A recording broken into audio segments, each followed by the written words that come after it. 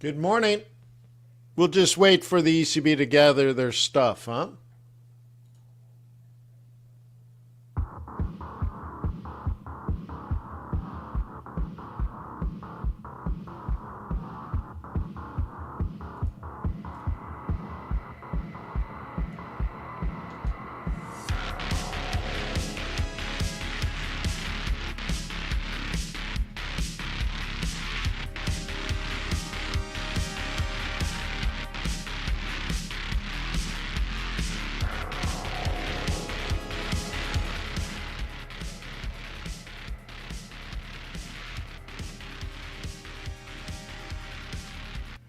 Ripple price forecast. XRP clings to support as retail and institutional interest cools.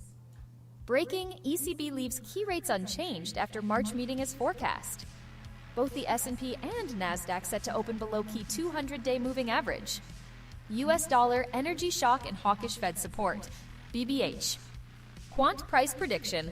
QNT rally nears $80 with on-chain data suggesting further upside. Breaking, ECB leaves key rates unchanged after March meeting as expected. ECB leaves rates unchanged as expected.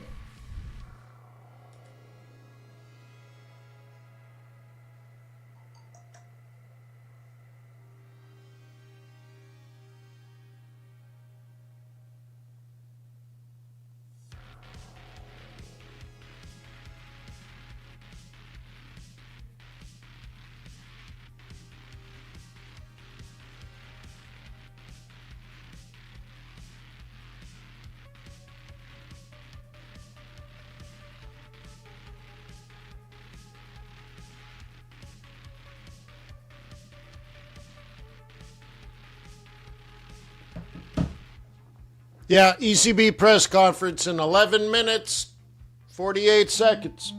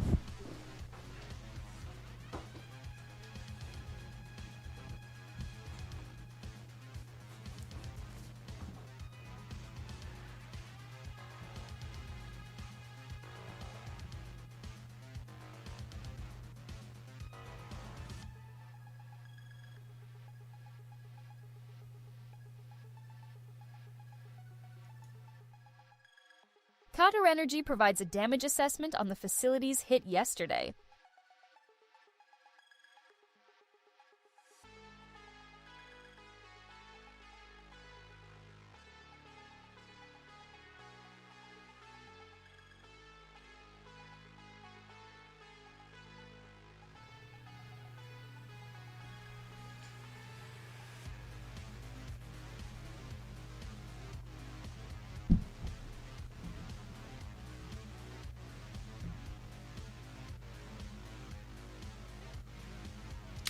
I mean, I guess we can get going. We don't have to wait all to the last second, huh? Yeah.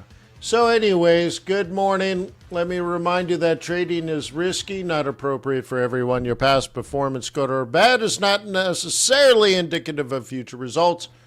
Please stay small, stay humble, focus on the long term, and never risk money you cannot afford to lose. Let's go!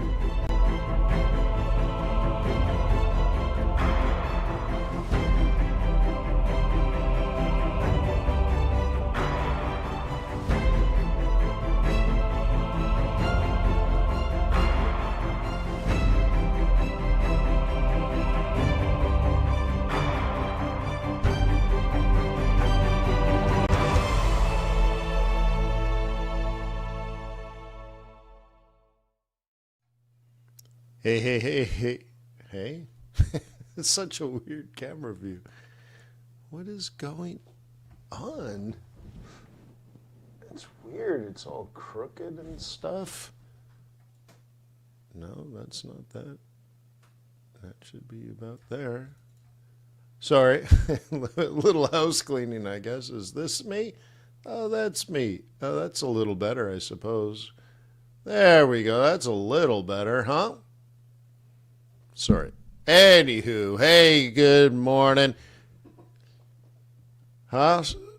Swedish central bank paused. Swiss central bank paused.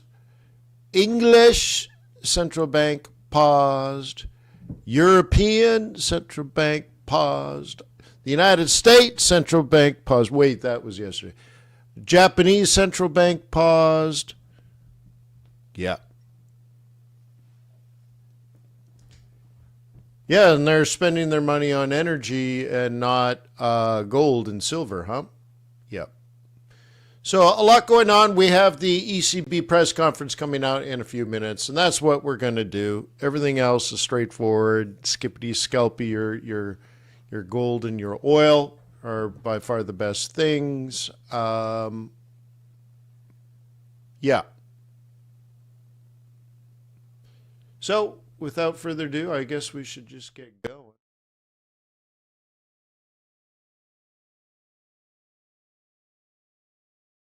$65, $62, VIX back up, Bitcoin back down. VIX up, Bitcoin down.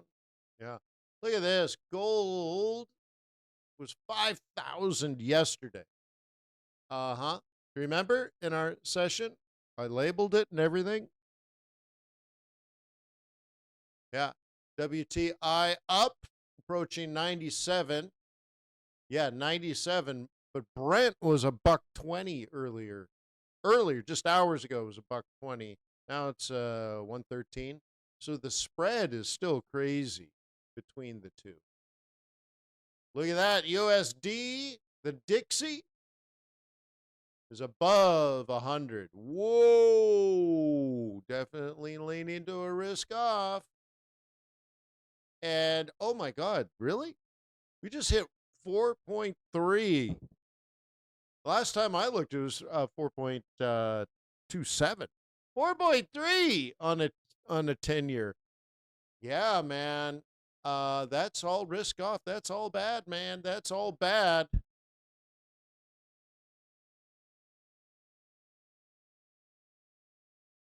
Yeah, that's all bad.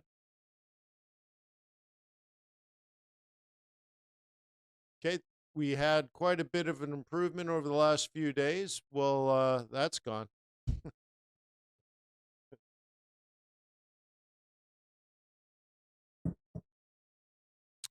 Biggest movers, VIX up. Gold down. Look at that. It's so amazing. Gold down 7%. Shut the back door. Bitcoin down 4. Nikkei down 3.3. That's terrible for a stock market. Same thing with the DAX. DAX got crushed.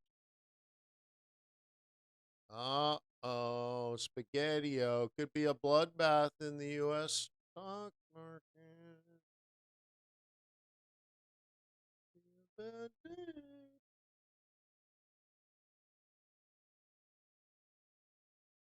And then on the calendar, 18 minutes, we got U.S. new home sales.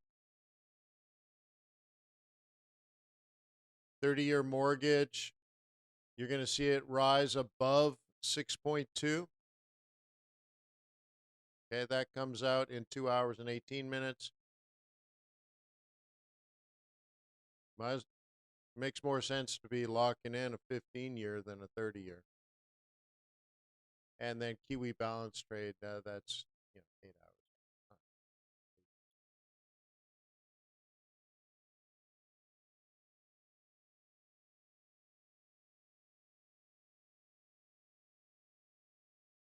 Okay, silver, bloodbath. Gold, bloodbath. Yeah.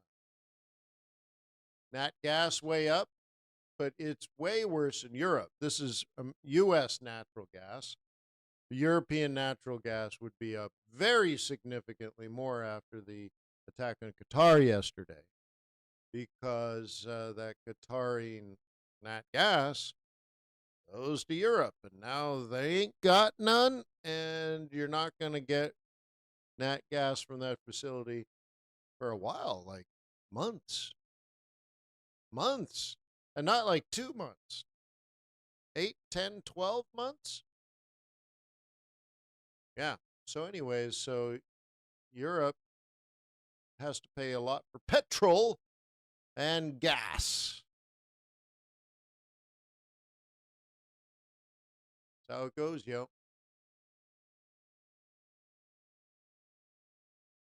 Nikkei, DAX, get ready. Get ready, U.S.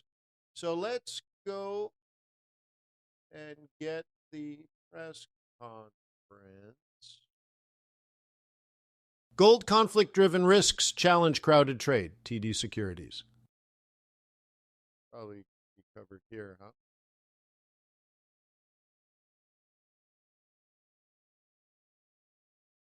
Just in case, go over to the boob tube. Trump may push Japan for help with Iran war in White House meeting. Central banks stand ready to tackle war-led inflation. Qatar Energy provides a damage assessment on the facilities hit yesterday. I think we'll just use the boob tube. Ripple price forecast. XRP clings to support as retail and institutional interest cools. Breaking, ECB leaves key rates unchanged after March meeting as forecast. Both the S&P and Nasdaq set to open below key 200-day moving average. US dollar, energy shock and hawkish Fed support. BBH.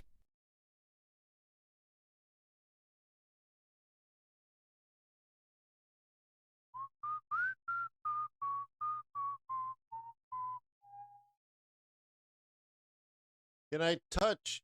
Yeah, Gregor, I'm happy to touch on the yield curve. The thing is, we got a lot going on right this second. But at TRADARS, you go to fundamentals, you go to the bond radar, and that's money flowing out of treasuries. The dotted line is the yield 30 days ago, and the green is the 30-year now.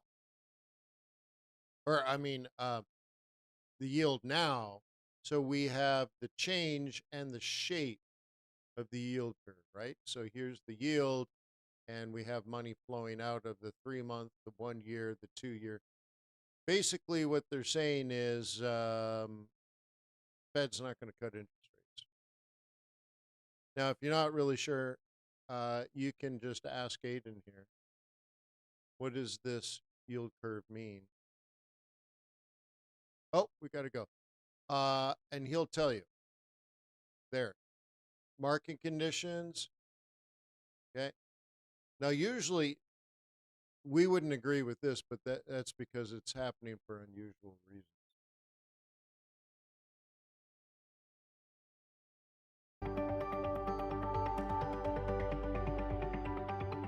Gold conflict-driven risks.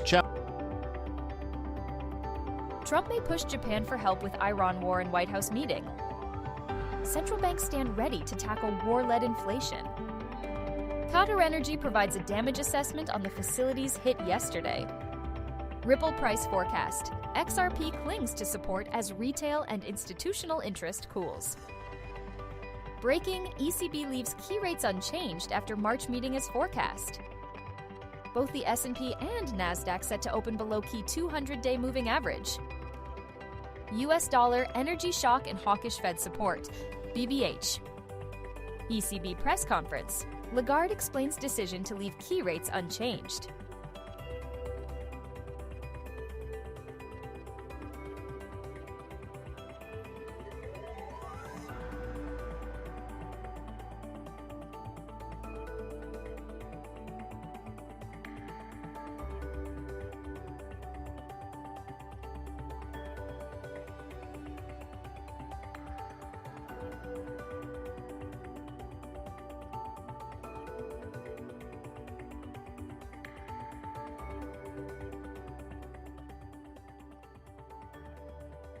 Here we go. Good afternoon and welcome to our press conference with President Lagarde and Vice President de Guindos. US dollar, Canadian dollar, range risks tilt higher. Scotiabank. Connected via video. When they take the floor, I would ask them to turn on the camera and their microphones. And with that, I would like to hand over to President Lagarde, please. Thank you very much and good day to all of you. The Vice President and I welcome you to our press conference. The Governing Council today decided to keep the 3 key ECB interest rates unchanged. We are determined to ensure that inflation stabilizes at our 2% target in the medium term. The war in the Middle East has made the outlook significantly more uncertain, creating upside risks for inflation and downside risk for economic growth. It will have a material impact on near-term inflation boosted through higher energy prices. Its medium-term implications will depend both on the intensity and duration of the conflict and how the energy prices affect consumer prices in the economy. We are You're supposed to make money to during navigate situations this like uncertainty. this. Inflation has been at around 2% target. Stay out. Longer-term What are you talking inflation about? expectations are well anchored, and the economy has shown resilience over recent quarters. The incoming information in the period ahead will help us assess how the war will affect the inflation outlook and the risks surrounding it. We are closely monitoring the situation, and our data-dependent approach will help us set monetary policy as appropriate. The new ECB staff projections exceptionally incorporate information up to the 11th of March, a later cut-off date than usual. In the baseline, headline inflation is seen to average 2.6% in 2026, 2% in 2027, and 2.1% in 2028.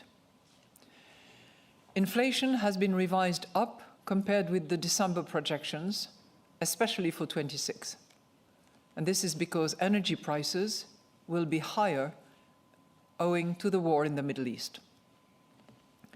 For inflation excluding energy and food, staff project an average of 2.3% in 26, 2.2% in 27, and 2.1% in 28.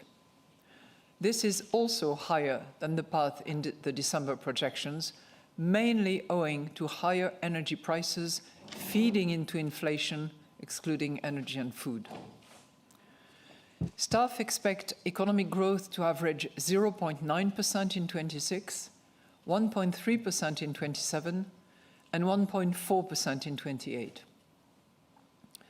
This implies a downward revision, especially for 26, reflecting the global effects of the war on commodity markets, real incomes, and confidence. At the same time, low unemployment, solid private sector balance sheets, and public spending on defense and infrastructure should continue to underpin growth. In line with our monetary policy strategy commitment to incorporate risks and uncertainty into our decision-making, staff also assessed how the war in the Middle East could affect economic growth and inflation under some alternative illustrative scenarios. These scenarios will be published with the staff projections on our website. The scenario analysis suggests that a prolonged disruption in the supply of oil and gas would result in inflation being above and growth being below the baseline projection. The implications for medium-term inflation depend crucially on the magnitude of indirect and second-round effects of a stronger and more persistent energy shock.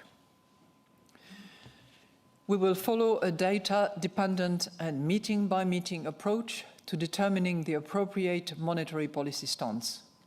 In particular, our interest rate decisions will be based on our assessment of the inflation outlook and the risks surrounding it, in light of the incoming economic and financial data, as well as the dynamics of underlying inflation and the strength of monetary policy transmission.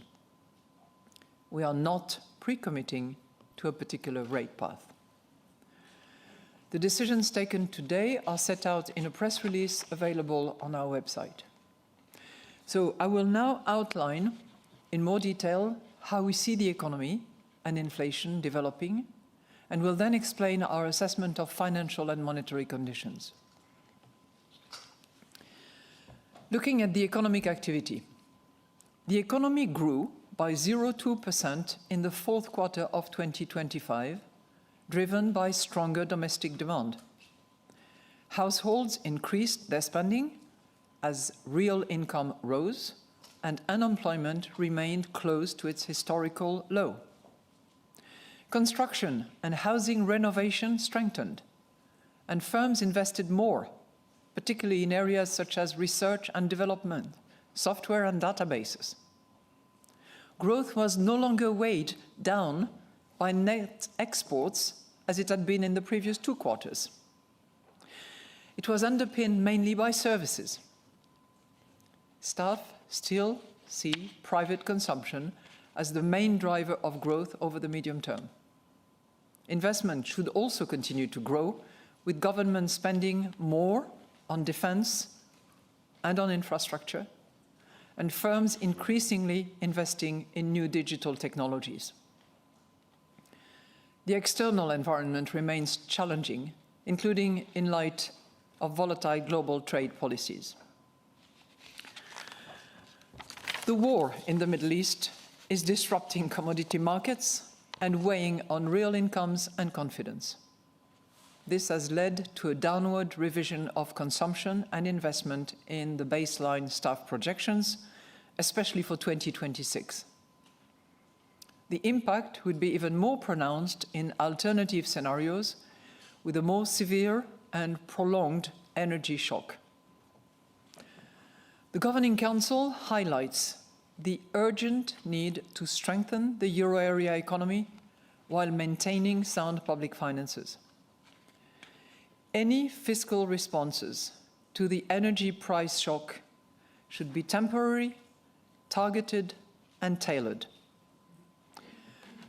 The current energy crisis underscores the imperative to further reduce dependence on fossil fuels. Completing the Savings and Investments Union is vital to fund innovation and support the green and digital transitions. The digital euro and tokenized wholesale central bank money will enhance Europe's strategic autonomy, competitiveness and financial integration, and will boost innovation in payments. It is thus essential to swiftly adopt the regulation on the establishment of the digital euro.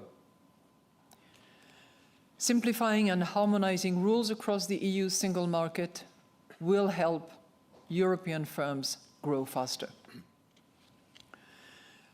Looking now at inflation. So inflation rose to 1.9% in February from 1.7% in January.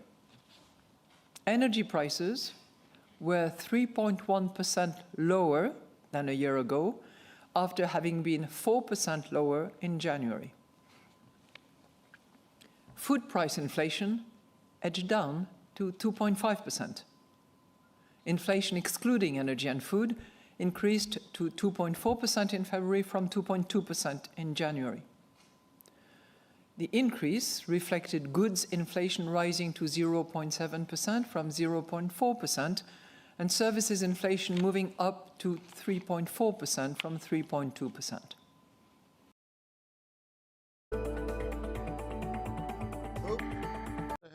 Based on our assessment of the inflation,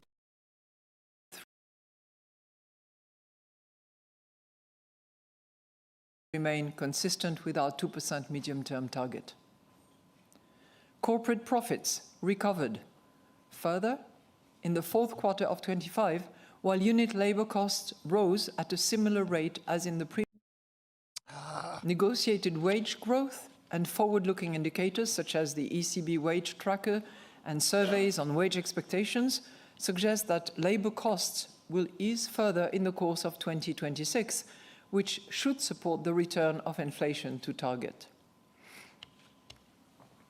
The increase in energy prices caused by the war will drive inflation above 2% in the near term.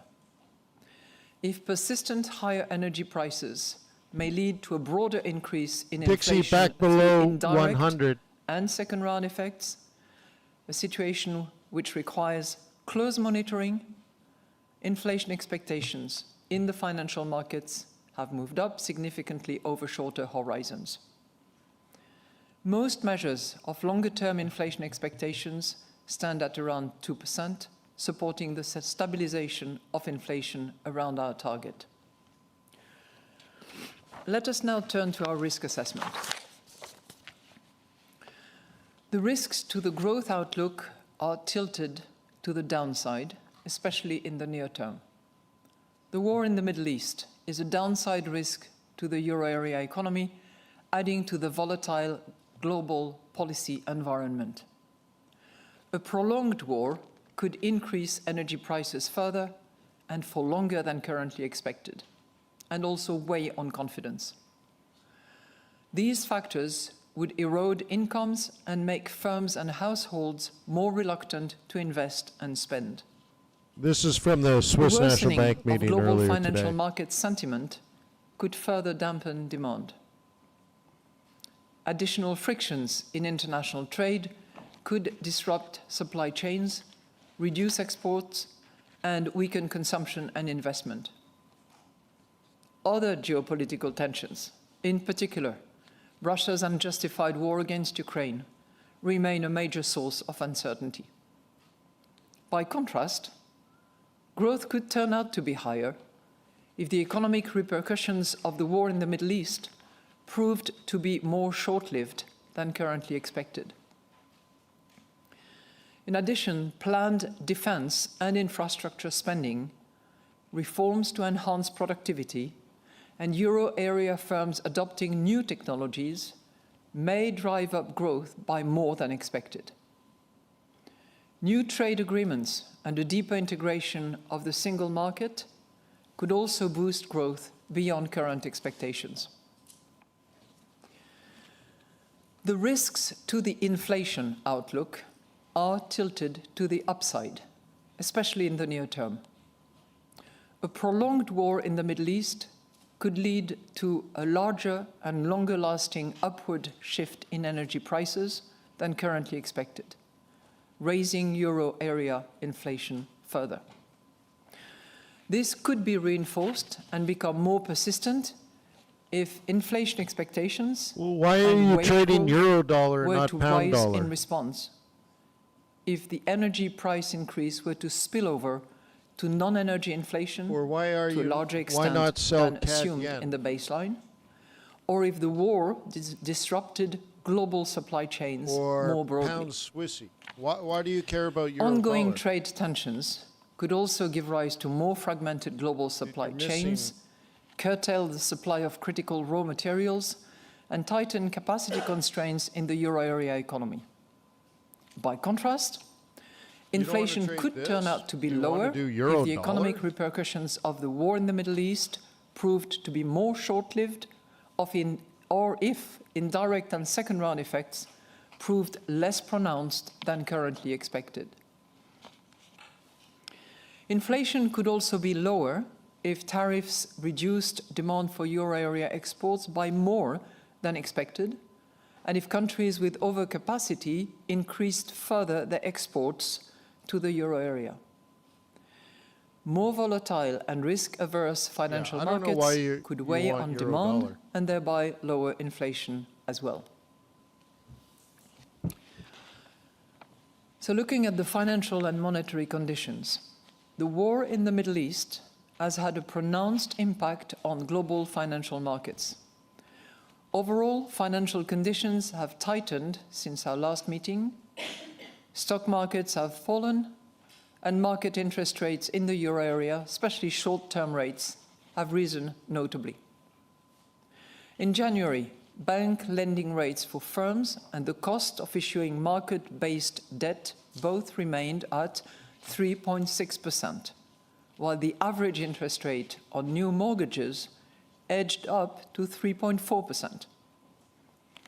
Bank lending to firms grew by 2.8% on a yearly basis in January, down from 3% in December. However, this was offset by stronger issuance of corporate bonds, with the annual growth rate rising to 4% from 3.5% in December. Mortgage lending grew by 3% unchanged from December. So in conclusion, the Governing Council today decided to keep the three key ECB interest rates unchanged. We are determined to ensure that inflation stabilizes at our 2% target in the medium term. We will follow a data-dependent and meeting-by-meeting approach to determining the appropriate monetary policy stance. Our interest rate decisions will be based on our assessment of the inflation outlook and the risks surrounding it, in light of the incoming economic and financial data, as well as the dynamics of underlying inflation and the strength of monetary policy transmission. We are not pre-committing to a particular rate path. In any case, we stand ready to adjust all of our instruments within our mandate to ensure that inflation stabilizes sustainably at our medium-term target and to preserve the smooth functioning of monetary policy transmission. And we are now ready to take your questions. And the first question goes to Annette Weisbach of CNBC. Annette, please.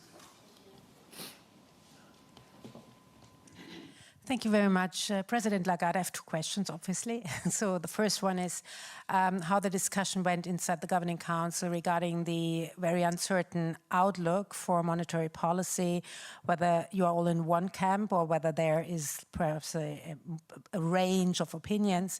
Second question is on the markets, because the markets are trying to understand how fast you're willing to act. You were quite fast in the projections already reflecting the changed situation, I would say. So is it the next meeting perhaps we're going to see action, and when the medium term obviously is a longer term, but when do you think it is time to act? Thank you. Thank you very much for your two questions. Let me give you a little bit the ambiance and the process through which we went in the last couple of days.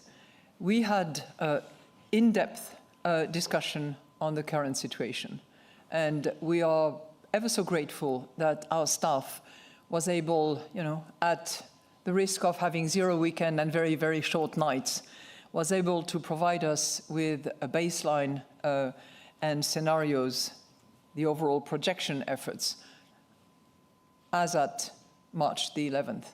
This is very unusual. And I'm specifically included in the monetary policy statement that this is exceptional.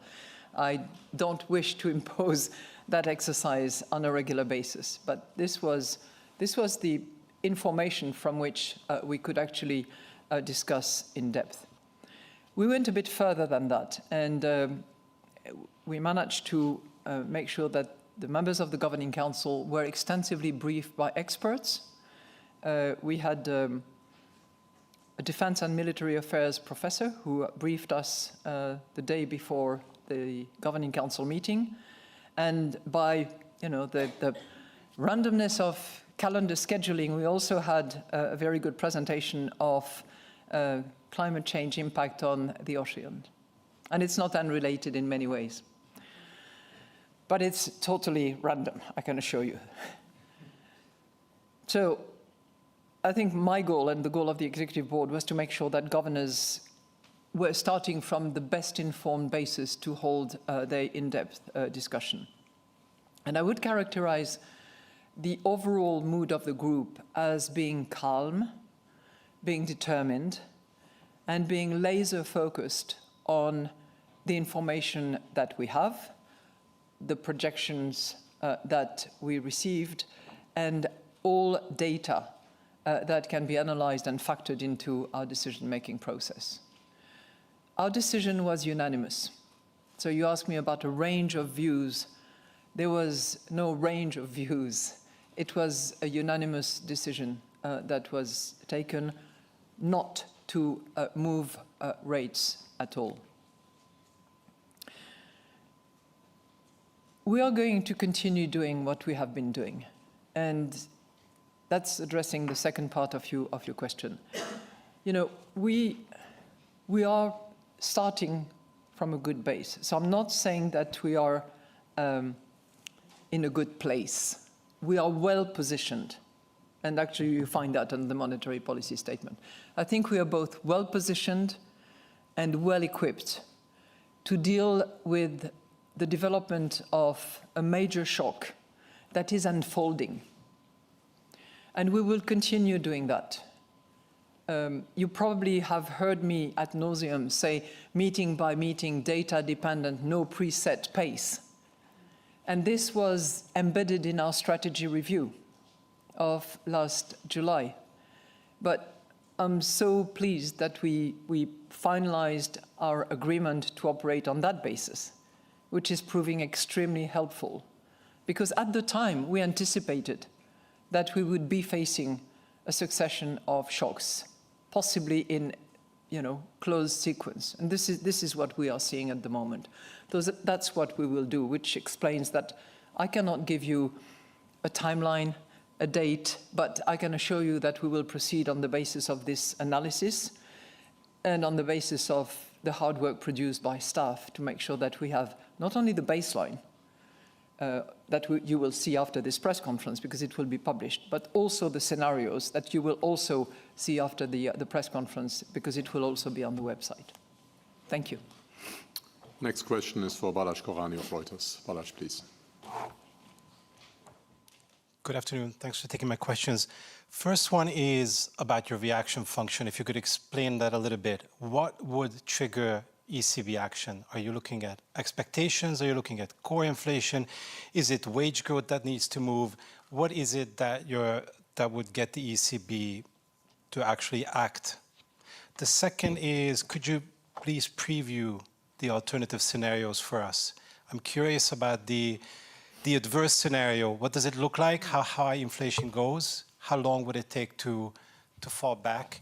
And how much of the energy shock would translate into core inflation? Yeah. Okay. Well, I hope everybody else will be patient because I might take a little longer than I normally take, but I hope it informs all of you. So, as I said, we will continue to apply the three key principles that I have outlined.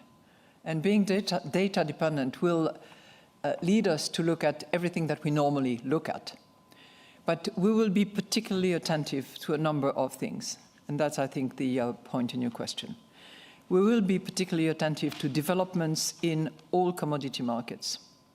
We will be particularly attentive to supply bottlenecks.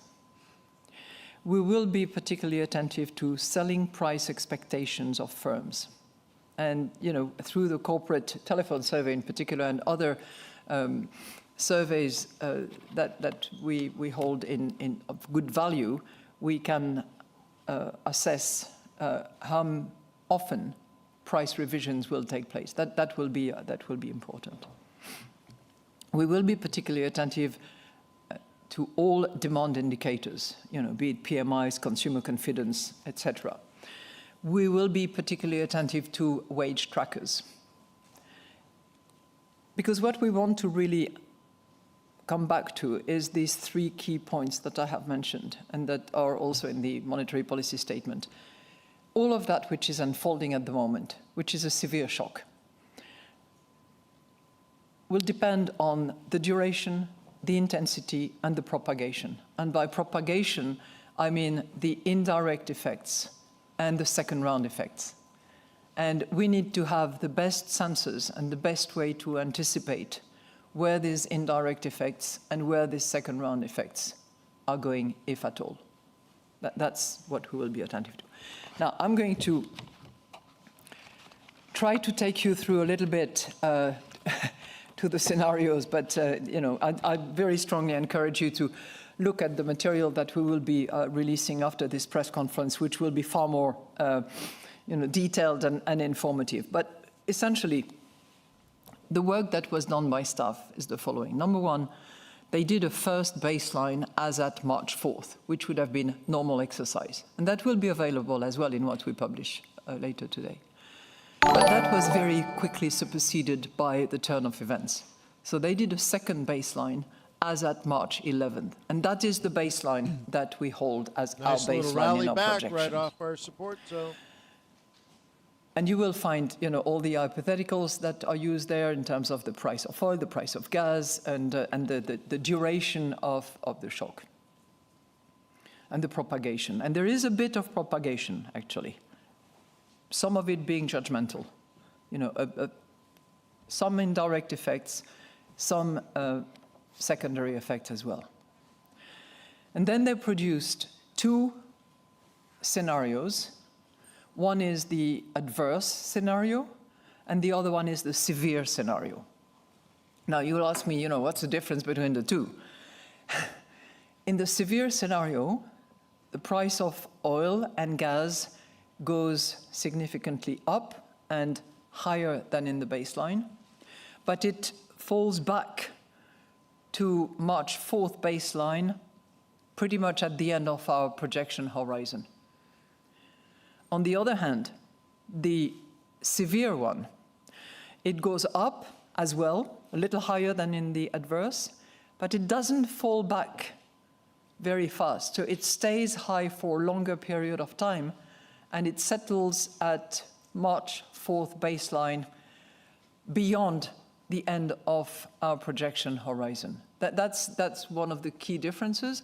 And obviously, given the hypotheses that are taken, the impact on inflation, on growth, are different and are higher on inflation and lower on growth. But I'm not going to give you, the year-by-year details of those consequences. You will find that in the scenarios. But it's a significant difference.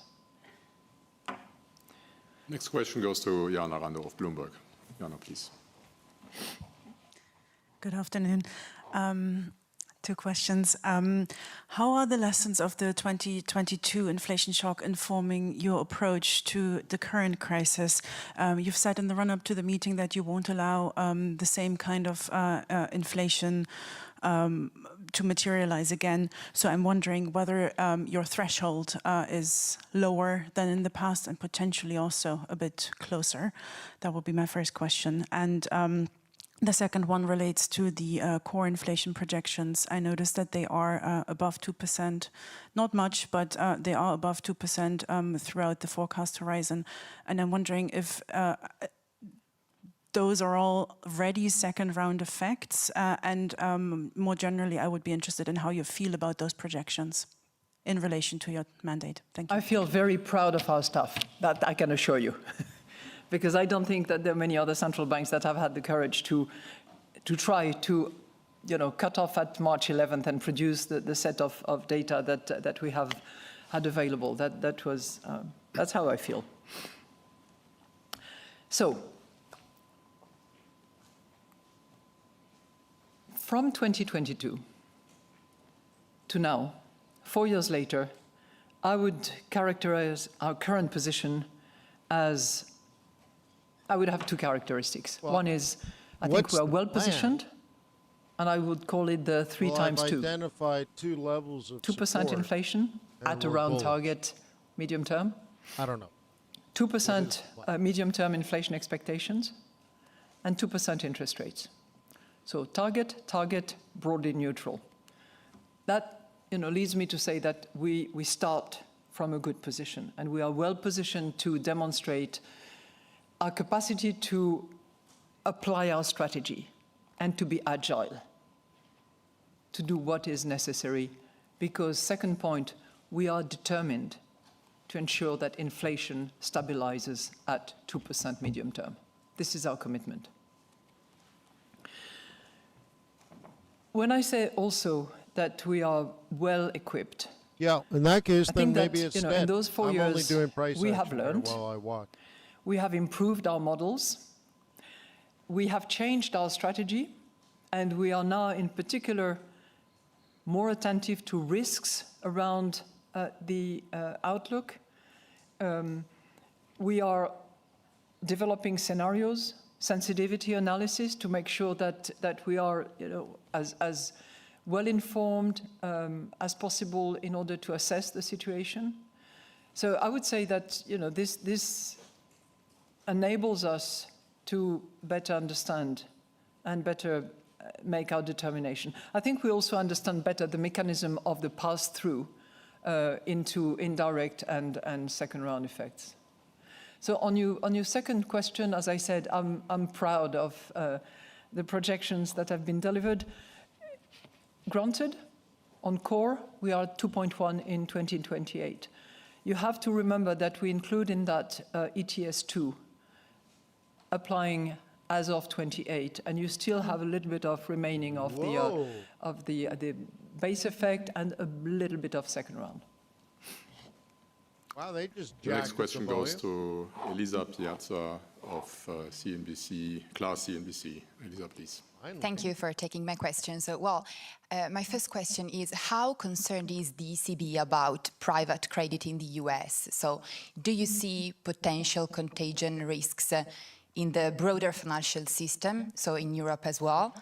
And my second question is about the European Commission that is considering a review of EU merger rules to encourage cross-border consolidation, including in the banking system, while national authorities continue to pose obstacles, to such transactions. So, what's the ECB's view on this? I'm not making names.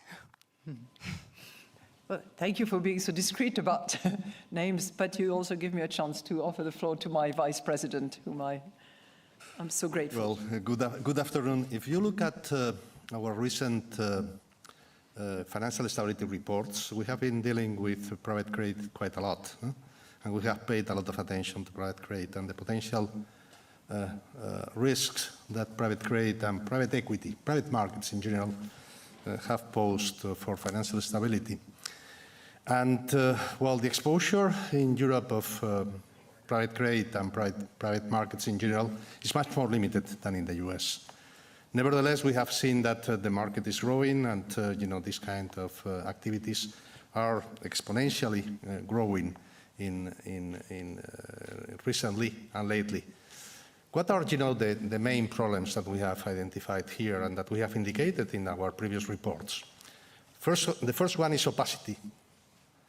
Lack of transparency there are some difficulties in order to know, the valuations of the assets that they have in their portfolios.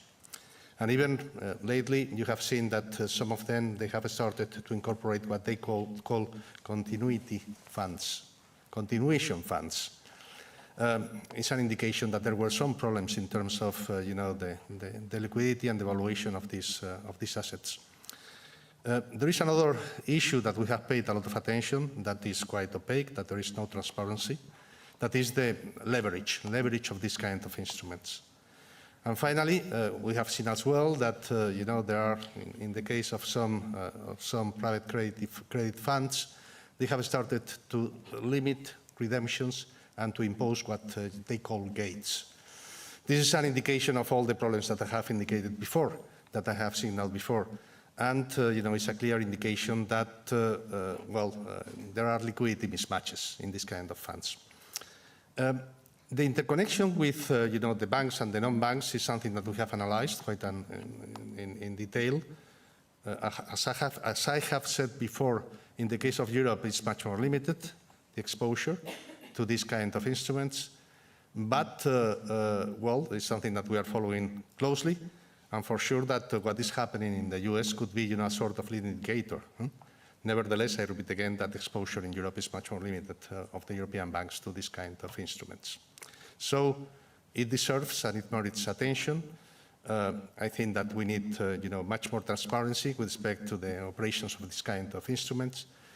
And, the links and the interconnections with the banks is something that, for sure that the SSM is looking very carefully. And, we are always keen to see the work produced by the Commission. We know that the 28th regime was released yesterday. We're going to look at it carefully.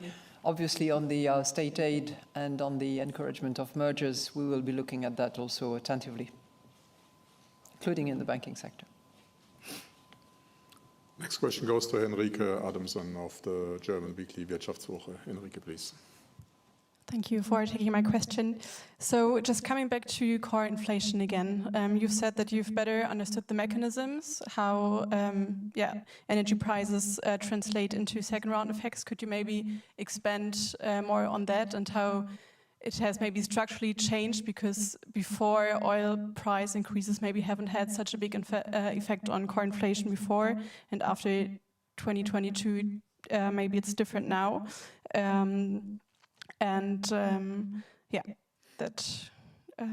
Just the effect on the core inflation. Thank you. Well, thank you for your question. We're back to difference with 2022. I think another point that we have to keep in mind is that back in 2022, when the shock hit, inflation was already at 6%. So that's a big difference with where we are at the moment, where latest reading was 1.9, and we had inflation at target in the medium term. So that's a major difference. I think the labor market is also quite a bit different.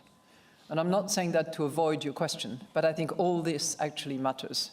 And the fact that we have a labor market which is, solid, but not as hot as it was back in 22, where we had, shortages of labor and a different bargaining position, will also play a role.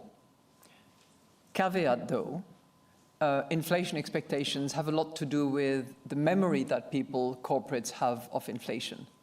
And back in 22, the memory was dating way back. Now the memory is rather fresh because people have seen inflation.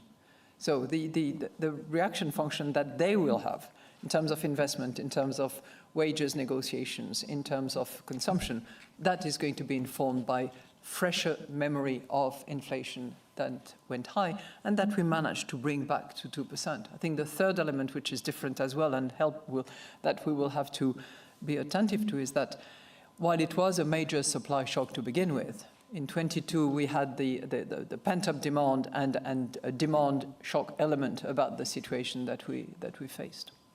Now, there's one thing that I want to mention, because I'm going to have to run, I'm sorry to say, because I need to catch a plane to go to Brussels, because I have to be there at around 5:30. When you look at the scenario analysis that will be published later on, don't forget to keep in mind that our scenario work does not factor in any monetary policy measures. So the numbers that you will see are without monetary policy, whereas the baseline includes what is anticipated by markets as at the cutoff date. So that's a big difference before you jump to conclusions. So I wanted to just mention that before I say goodbye and see you on the 30th of April, another time. Bye-bye. Awkward. That was weird. Anywho, hey, I gotta run. I gotta. So anywho, no. So we had Bank of Japan, Swiss National Bank, Swedish National Bank, the U.S. National Bank, the European National Bank, and the English Central Bank, National Bank. And nobody's raised, nobody's cut. Yep. So there we are. Yeah. Inflation's high, but it won't be recorded until next meeting. And also, I want you to put some thought. I discussed this earlier at TRADARS.com with our subscribers there, and we talked about what I hear on TV and radio, because I listen to Bloomberg radio, but guests on Bloomberg television and CNBC have made interesting comments like these central banks should raise interest rates. I think even a couple of the questions at the Fed meeting after the press conference had to do with raising interest rates. Because, well, high oil prices will create high inflation. Therefore, the central bank should raise interest rates to cool inflation, right? I want you to think about that. Does that make any sense? Was that true? How would it help? Or maybe do some Googling if, or you should have just been there this morning. But just be careful out there. The media very often turns out that they're journalist majors and not economists, and they're definitely not trading billions of dollars. So be careful because sometimes it's kind of true, sometimes it's just totally not true. So put some thinking on that. With high oil prices lead to inflation, therefore the central bank should raise interest rates. Does that actually make any sense? Peace on earth, may the pips be with you, may your profits be above average.